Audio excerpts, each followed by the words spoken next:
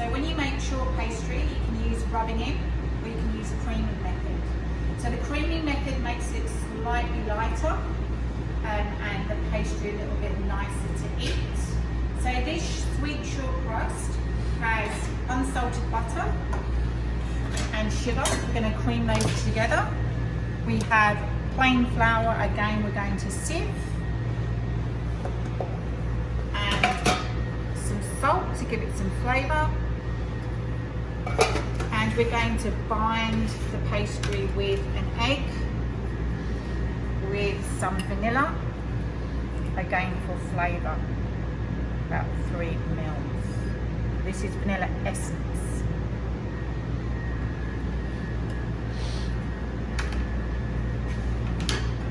So the butter is unsalted. We always use unsalted butter for our pastry recipes.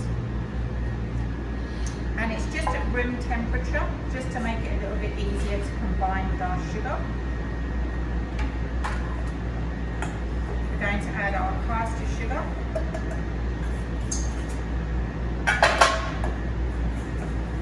And then we're just going to combine this first.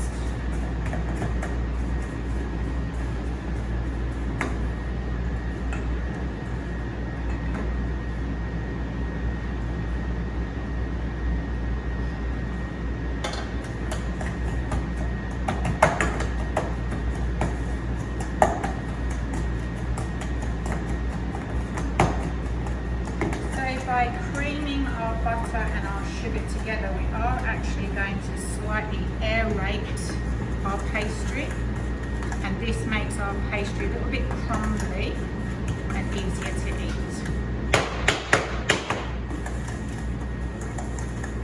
So the word short refers to the gluten in the flour. So gluten is protein. So it's a protein that we can develop in our product, and it gives us stability. So if we were to make a bread dough, we want our gluten to be nice and strong to make our bread nice and light. But when we eat a pastry, a short pastry, we don't want our structure of our dough to be firm. When we eat a short pastry, we want it to be nice and light and crumbly. We don't want it to be firm like a bread. So you can see now that my sugar and my butter have combined.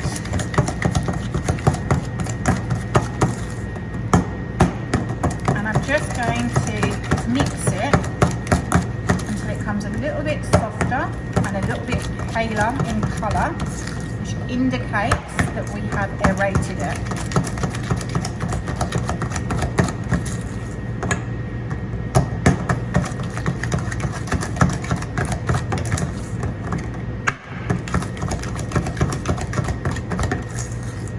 Now we don't want to aerate it too much.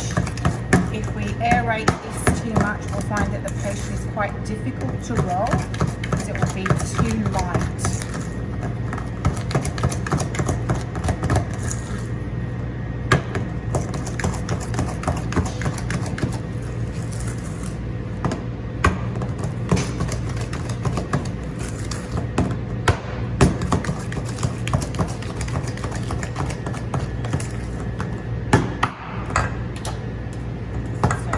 Scraping around to make sure we've got all of those ingredients well combined.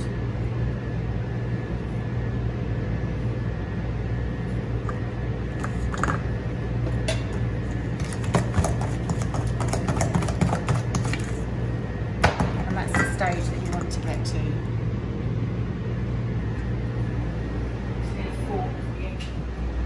So our sweet short pastry has rested in the fridge.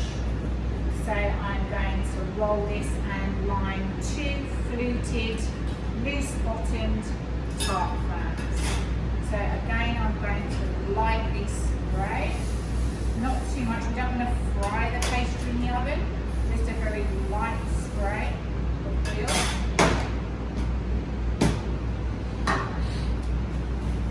Now when I look at my pastry, notice that it's really quite quite hard, and if I was to try and roll it from here, it would just crack. So what I've got to do now is I've got to replasticize it.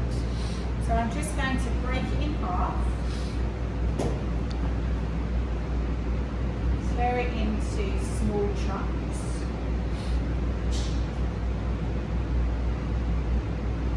and without overworking the pastries, because we don't want to develop the gluten again, we want to keep this nice and light. All I'm going to do is just squash each piece to replasticize to make it easier to roll.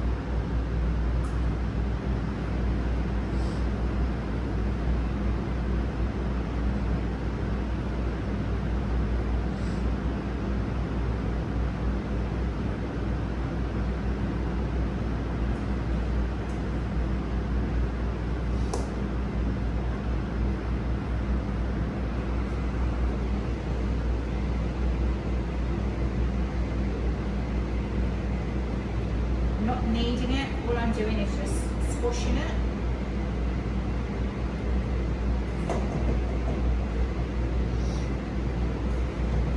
And then I'm just going to squash it together.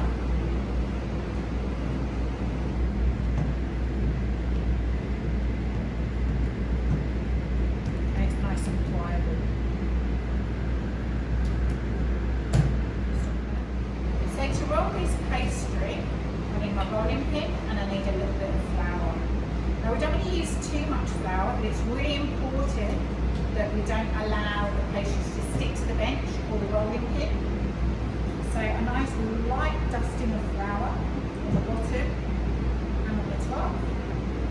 And with my rolling pin, I actually want to keep the shape round because the tart case is round. So I'm going to take my rolling pin, a nice even roll, and I'm going to move it and keep the pastry nice and round. Really important that you move it every time you roll it, just to check that it's not sticking on the bench.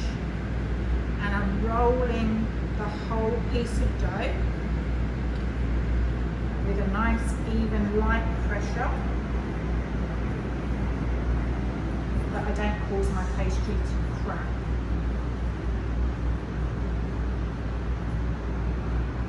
If you feel that it's starting to stick a little bit, just make sure that there's enough flour underneath the pastry.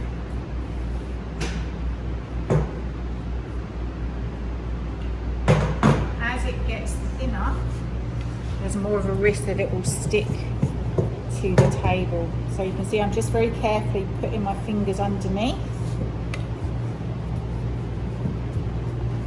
And just keeping that as round as possible.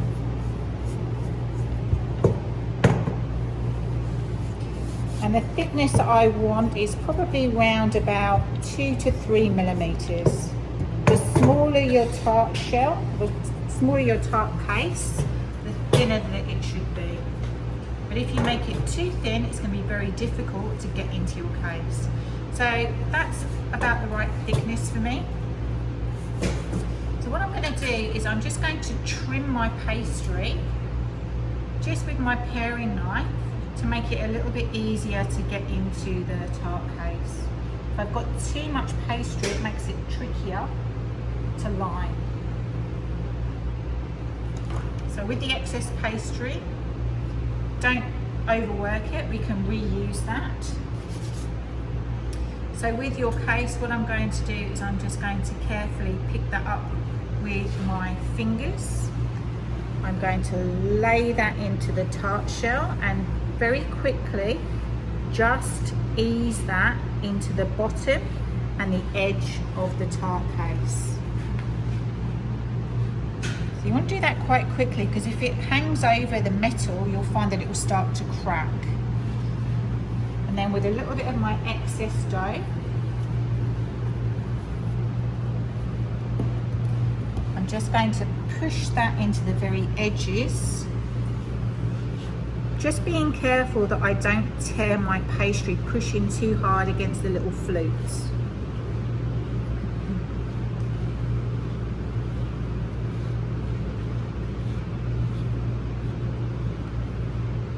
And then what we're going to do is we're going to put our rolling pin back on top.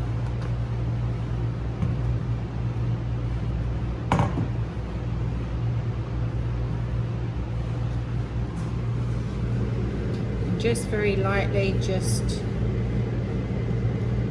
push the pastry back into the flutes. So that's nice and even and nicely lined.